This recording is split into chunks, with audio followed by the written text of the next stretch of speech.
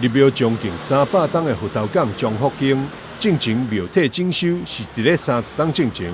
近年来因为天崩落雨，管委会一直拢伫咧讨论整修的事宜。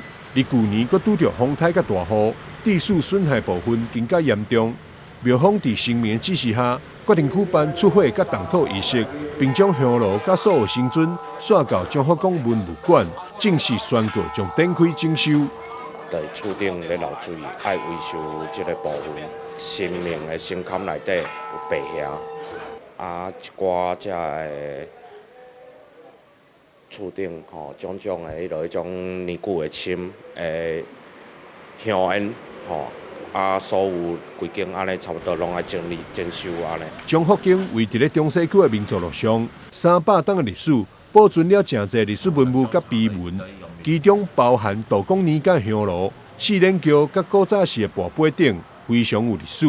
江福宫伫每年的中元普渡，嘛拢有发送白米甲现金，以行动帮助中家受日后，嘛会无定期举办公益活动。这次发起庙体整修，因为经费庞大。嘛好，叫民众踊跃来捐献。整修庙的当中，